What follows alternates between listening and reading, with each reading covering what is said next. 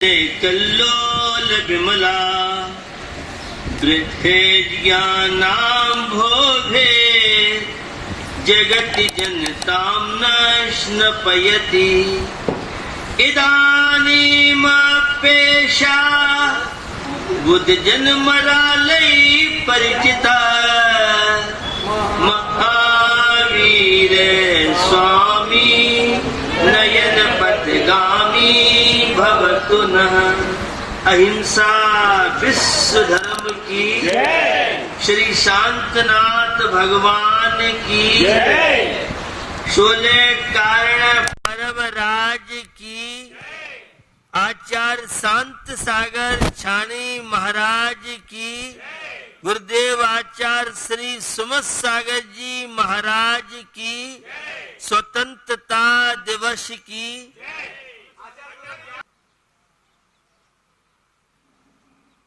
शोले कारण पर्व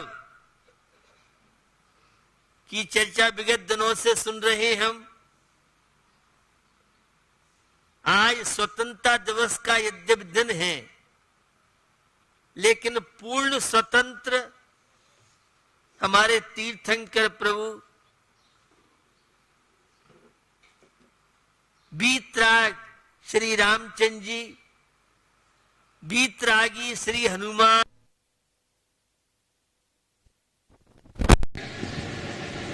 तो तीर्थंकर एक आत्मा को पूर्ण पावन पवित्र परमात्मा से साक्षात्कार की प्रक्रिया और शोले कारण पर्व उसके निमित्त है। मैं अभी आपसे आजादी की बात भी करूंगा। जैनियों का आजादी के क्षेत्र में कितना योगदान रहा है, जिसकी जानकारी बहुत कम लोगों को है। तो शोले कारण भावना और दर्शन विशुद्धि आदि भावना, और कल आचार्य भक्ति की बात मैंने आपसे की थी। आचार्य भक्ति भावना तीर्थंकरों की वाणी गणगणों से और वह आचार्य परमेष्टि के माध्यम से जो साहित्य का सृजन हुआ, आज हमें उससे ही आत्मा को कैसे स्वतंत्रता पूर्ण मिल सकती है, यह इन धर्म ग्रंथों के माध्यम से उस आचार भक्ति के दौरान आज बहुसुत भक्ति भावना, और यह बहुसुत भक्ति भावना धर्म ग्रंथ स्वाध्याय उस परमात्मा की वाणी पूर्ण आत्मा को स्वतंत्र आजाद कैसे बन कर सकती हैं आप, तो यह बहुसुत भक्ति भावना हमें सिखाती है। बंधुओं, यह बहु जो शब्द है विशालता को लिए हुए, महानता को लिए हुए, गहनता को लिए हुए अनेक अर्थों को यह सजोए हुए है। और यह जो श्रुत है, जिसे हृदयंगम करना, जो भाव श्रुतक ज्ञान है, जिस भाव श्रुतक ज्ञान का द्रव्य श्रुतक ज्ञान एक माध्यम कारण बनता है, तो जो श्रुत के पारगामी, द्वादशांग के पारगामी श्रुत केवली के नाम से जानते हैं। और वह बहुसुत भक्ति भावना हमें उपाध्याय परमेष्टि का ज्ञान करा रही है। जो 11 अंग 14 पूर्व के पाठी वर्तमान में तो वह संभव नहीं है, लेकिन विशिष्ट आगम के ज्ञाता जो होते हैं उन्हें, और मुझे भी उपाध्याय पद में लगभग 25 वर्ष उस जिनवानी की सेवा, आत्मा की सेवा, निज से परिचय करने के लिए अवसर, शुद्धोपयोग, शुद्धात्मा कैसे वहां तक हम पहुंच सकते हैं, यह मुझे मौका मिला। तो जो सम्यक ज्ञान से विभूषित हैं वे बहुसुत भक्ति भावना के नाम से जाने जाते हैं। और यह बहुसुत भक्ति भावना हमें उन उपाध्याय परमेष्टि का ज्ञान कराती है। सम्यक ज्ञान का यह प्रतीक बहुसुत भक्ति भावना है।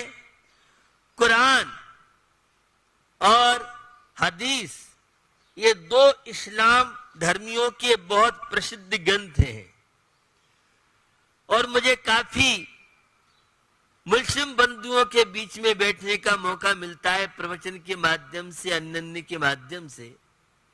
और मेरे शाकाहार यज्ञ में आप सुन के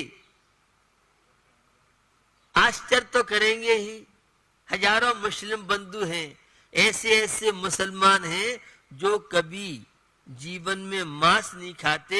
बकरा ईद के दिन भी जिनके यहाँ कोई हालाहाल नहीं होता है, शुद्ध शाकाहारी ऐसे बहुत मुस्लिम बंधु हैं। तो कुरान में एक बात कही है, पालने से लेकर और कब्र तक ज्ञान प्राप्त करता रहूं। ये हजरत मोहम्मद साहब की बात मैं आपको बता रहा हूं। ज्ञान की कोई था नहीं है, ज्ञान प्राप्त करने के लिए कोई उम्र नहीं है। और हर मजहब में ज्ञान की चर्चा आपको मिलेगी। तो लोकमान्य तिलक देशभक्त रहे, इस आजादी के आंदोलन का योगदान रहा।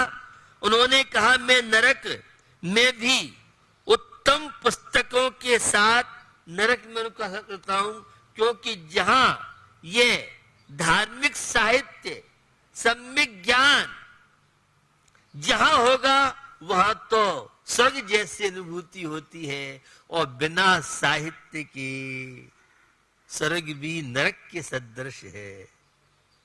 और इसके लिए आज विदेश में हर घर में आपको लाइब्रेरी मिलेगी, हर घर में पुस्तकें। हमारे यहाँ परंपरा थी, जब से ये सोशल मीडिया आई है तब से पुस्तकों की कीमत, साहित्य के प्रति लोगों की उदासीनता बढ़ती जा रही है।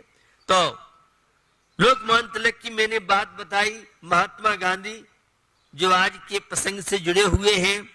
पुस्तकों का कोई मूल्य नहीं है और पुस्तकें तो रत्नों से बढ़कर के हैं। ये रत्न तो केवल बाही चमक दमक है और पुस्तक हमारी आत्मा को चमकाते हैं, हमारी आत्मा को परमात्मा से मिलाते हैं, परमात्मा बनाते हैं। तो यह साहित्य है, यह अंतःकरण को उज्जवल, आत्मा को पवित्र बनाने का एक बहुत बड़ा माध्यम कारण बनता है। सम्यक ज्ञान की बड़ी महिमा है और जो सम्यक ज्ञान का आश्रय लेते हैं वे जीवन में क्या प्राप्त नहीं कर सकते हैं। उपाध्याय परमेष्टि की चर्चा करते हुए एक गाथा के द्वारा चर्चा को आगे बढ़ा रहा हूं। जोरणते जुत्तो नित्यम धम्मोपदेशन बिरदो सो उबझाओ अप्पा यदिवर बसहोलमो तस्य।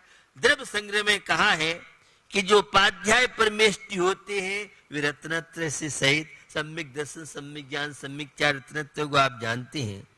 और हमेशा धर्म का जो उपदेश देते हैं, साधु संग में स्वयं स्वाध्याय विशिष्ट करते हैं और साधु संग को स्वाध्याय कराते, माने ज्ञान, सम्यक ज्ञान के प्रचार प्रसार में इनका हमेशा उपयोग रहता है।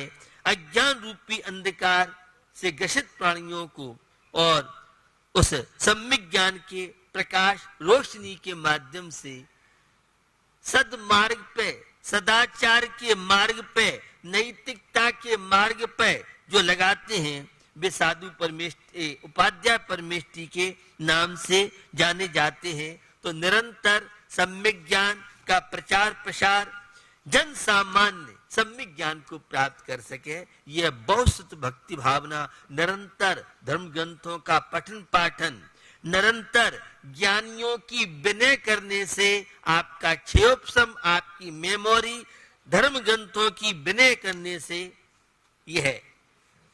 बंधुओं, आज का दिन बड़ा पवित्र पावन दिन है। त्योहार का अपना एक विशिष्ट महत्व है। ये राष्ट्रीय पर्व 15 अगस्त और 26 जनवरी ये राष्ट्रीय पर्व माने जाते हैं। जब देश परतंत्र था बंधुओं, उस परतंत्रता में जकड़े हुए देश की अंग्रेजियां प्रशासन था। कितनी माताओं के सिंदूर पूछे और कितने लोगों ने बलिदान दिया, चाहे वह भगत सिंह हो, चाहे वह चंद्रशेखर आजाद हो, चाहे वह सुभाष चंद्र बोस हो, राष्ट्रपिता महात्मा गांधी रहे हो, जवाहरलाल नेहरू रहे हो। बहुत लोग जिन्होंने देशभक्ति का परिचय देके और देश को कैसे आजाद कराया जाए, महात्मा गांधी शांति प्रिय अहिंसक युद्ध के माध्यम से देश को आजाद कराना चाहते थे। और दूसरी ओर सुभाष चंद्र बोस, जो सुभाष चंद्र बोस हंसते हंसते प्राणों की कुर्बानी जिन्होंने की, भगत सिंह जैसे लोग बहुत प्रसंग इस देशभक्ति पर आते हैं। ये मेरे वतन के लोगों जरा आंख में भर लो पानी, जो शहीद हुए हैं उनकी जरा याद करो कुर्बानी। कितनी वीरांगनाएं हुई जिन्होंने देश की सुरक्षा के लिए स्वतंत्रता संग्राम में जैन नाम की पुस्तक आप अवश्य पढ़ें। और उस पुस्तक में देशभक्ति में जैनों ने कितना बलिदान किया है। लक्ष्मीबाई, ये पंक्तियां आप सबने पढ़ी हैं। चमक उठी सन 57 में, वह तलवार पुरानी थी, खूब लड़ी मर्दानी, वह तो झांसी वाली रानी थी। उस लक्ष्मीबाई को सहयोग करने वाला कोई व्यक्ति था अंत समय में, तो अमरचंद भाटिया जैन था।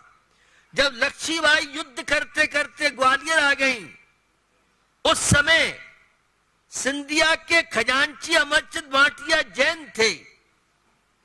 और उस अमरचंद भाटिया ने लक्ष्मीबाई को खजाना खोल दिया, जो भी आवश्यकता पड़ी सेना के लिए अन्य। और जब लक्ष्मीबाई वीरांगना बन गई, तन का त्याग कर दिया, तो ब्रिटिश शासन ने अमरचंद भाटिया का पता पड़ा कि इसने लक्ष्मीबाई को सहयोग किया। उस अमरचंद भाटिया को सराफा बाजार लश्कर में नीम के पेड़ पर उसे फांसी दी गई और 3 दिन तक उसकी लाश लटकी रही। लक्ष्मीबाई को सब जानते हैं, लक्ष्मीबाई को सहयोग करने वाला कोई था तो वह जैन समाज का अमरचंद भाटिया, जिसने लक्ष्मीबाई को सहयोग किया। ये रहा है।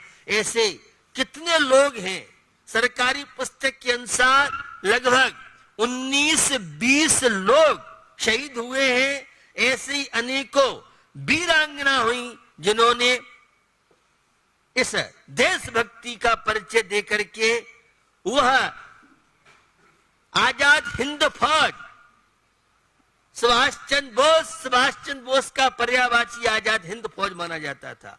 और आजाद हिंद फौज सुभाष चंद्र बोस के जो चिकित्सक थे डॉक्टर राजमल काशरीवाल जयपुर वाले, वो उनके नीज चिकित्सक थे। हमारे जैन समाज के लोगों ने आजादी के लिए जहां कुर्बानी की, सहयोग किया, वहीं उस लक्ष्मीबाई नाम का डिपार्टमेंट था जिसमें 2 विभाग थे।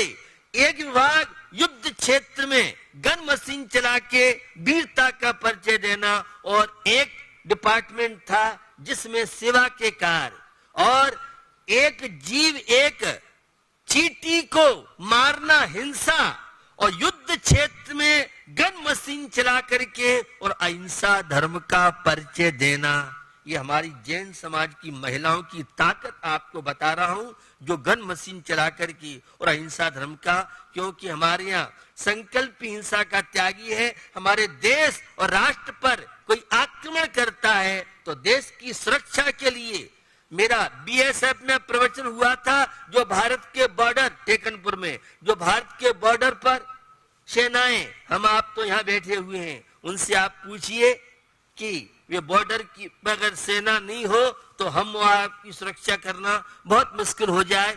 ऐसे तो उनके बीच में मैंने एक ही बात वहां कही थी, लोग वेतन के लिए जीते हैं और हमारे सारे ये मिलिट्री के नौजवान वतन के लिए जीते हैं।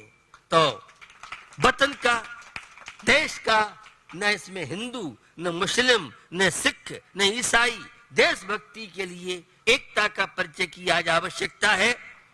भगत सिंह और बहुत लोगों के संस्मरण सुनाने का टाइम नहीं है, लेकिन जो राम प्रसाद बिस्मल साहब थे, मध्य प्रदेश के बरवाई गांव के रहने वाले थे, और वह 19 दिसंबर 1927 गोरखपुर जेल में, उत्तर प्रदेश में उनको फांसी लगनी थी, फांसी से एक दिन पहले कहा कि तुम्हारे दूध आया है। वह राम प्रसाद बिस्मल कहते हैं, अब मैं ये दूध नहीं पीऊंगा, अब तो मैं अपनी माँ का ही दूध पीऊंगा। वह माँ के लिए, एक मित्र के लिए उन्हें लेटर लिखा, मैं पूर्ण जागरूक हूं, मैं फांसी के फंदे पर चढ़ने तैयार हूं। और जब उन्हें जेल में ले जाया था, भारत माता की जय, महात्मा गांधी की जय, और हंसते हंसते उन्होंने अपना बलिदान किया और एक ही भावना, मित्र को, माँ को पत्र लिखा कि मैं पुनः इस तरह से देश और राष्ट्र की सेवा के, समाज की सेवा, देश की सेवा, राष्ट्र की सेवा, वो आत्मा की सेवा तो आध्यात्मिक क्षेत्र में अंत में है ही। भगत सिंह जैसे लोग, चंद्रशेखर आजाद, और जब चंद्रशेखर आजाद से चर्चा हुई, उनसे पूछा गया तुम्हारा नाम क्या है, चंद्रशेखर आजाद जज के सामने वह कह रहा है, और पिताजी का नाम क्या है, स्वाधीनता, और घर कहाँ है, जेल खाना, जेल को जिन्होंने अपना घर बनाया। और उस मजिस्ट्रेट ने 16 वेद का दंड दिया, वह जरा सा 16-17 वर्ष का बालक, सुंदर बालक था, कोमल हाथ थे, और एक वेद डंडा पड़ रहा था, हाथ से खून निकल रहा था, और भारत माता की जय कहते हुए ऐसे हमारे देश के नौजवान हुए, जिन्होंने देश की आजादी के लिए, देश की स्वतंत्रता के लिए किस तरह से प्राण कुर्बानी की थी।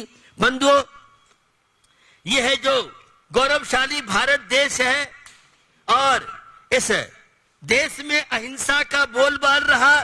जिस देश का बचपन संस्कारी हो, अच्छे संस्कार, धार्मिक संस्कार, माता पिता की सेवा के संस्कार, देशभक्ति के संस्कार, परोपकार, करुणा, दया के संस्कार, तो बचपन में जिसके संस्कार रहे हों, और जिस देश का युवा क्रांतिकारी, खाना पीना सोना यही कोई जिंदगी थोड़ी है, बच्चों का लालन पालन ये जीवन नहीं है। क्रांतिकारी देश और राष्ट्र की सुरक्षा, संस्कृति का संरक्षण, धर्म का संरक्षण, इस परमात्मा बनने की कला का संरक्षण, तो जिस देश का युवा क्रांतिकारी हो और जिस देश का बुढ़ापा अनुभव से भरा हुआ हो, उस देश का इतिहास अजर अमर रहता है। बंधुओं, आज इस देश के नाम जो संदेश में देना चाह रहा हूं, आप हर व्यक्ति अहिंसा का दीप जलाए आज के दिन, सत्य का प्रकाश फैलाए आज के दिन, प्रामाणिक जीवन जीने का संकल्प ले इस 15 अगस्त के दिन, सदाचार का पालन करें और जितना हो अपने जीवन में संतोष वृत्ति अपनाए। आज सहमति की नहीं, आज आवश्यकता सहयोग की है। दिल में जगह दो, जमीन में जगह की आवश्यकता नहीं है। जोड़ने की सोचिए, तोड़ने की नहीं। यह वो भारत भूमि है जहां राम, रहीम, महावीर के समय अहिंसा, दया, करुणा बरसती थी। आज वह दया, संवेदनशीलता। महात्मा गांधी से पूछा, आपको कैसा लगा? इस भारत के अंदर आध्यात्मिक जागृति है, मुझे बहुत प्रसन्नता है, लेकिन इस देश के नौजवानों के अंदर संवेदनशीलता घटती जा रही है, हिंसा का तांडव नृत्य बढ़ता जा रहा है। यह देख करके मुझे बहुत दर्द है, पीड़ा है, दुख है। तो बंधुओं, वसुधैव कुटुंबकम की सूक्ति की आवश्यकता है। जियो और जीने दो, भगवान महावीर का सिद्धांत रहा है। सत्यस्व मैत्रीम, पूरे विश्व के प्राणियों से। आज के दिन हमारे देश से सारे अंग्रेजी लोग रवाना हुए और 26 जनवरी के दिन से हमारे यहाँ भारत का संविधान लागू हुआ। तो ऐसा व्यवहार दूसरों के साथ मत कीजिए जो आपको पसंद नहीं है। बंधुओं, ये पशु और पक्षी अगर सुरक्षित हैं, ये पेड़ पौधे बचेंगे तो तुम और हम बचेंगे। ये पशु पक्षी पर्यावरण के लिए ये हमारे सारे के सारे भाई बंधु हैं। आज नींद खुल नहीं पाती और कितनी गौ माता, एक नारायण श्री कृष्ण हुए जिन्होंने गौ माता का संरक्षण किया। नेमनाथ भगवान जो बने, उन्होंने पशुओं का करुण सीन देख करके और विवाह के बंधन छोड़ करके और अपने देश को आया। तो यह पर्यावरण की रक्षा करने के लिए पशु पक्षियों की उपयोगिता है, इन्हें अनुपयोग मत समझो। और अगर पशु देश की दौलत है, पशु हमारे मित्र हैं, बचाओ पशुधन, नहीं तो मिट जाएगा वतन। बचाओ हरियाली, नहीं तो मिट जाएगी खुशहाली। आज जो प्रदूषण फैल रहा है, आज जो भूकंप के झटके आ रहे हैं, कहीं अतिवृष्टि, कहीं अनावृष्टि से लोग पूरे देश में परेशान हैं। ये सारे के सारे, जितना व्यक्ति स्वार्थी होगा, जितना व्यक्ति हिंसा का तांडव नृत्य अपनाएगा, प्रकृति उसको समझाएगी। तो भैया, आज हिंसा का झंडा फिर दुनिया में लहराना है। जाग उठो तुम भारत वीरों, भारत आज जगाना है। तो अहिंसा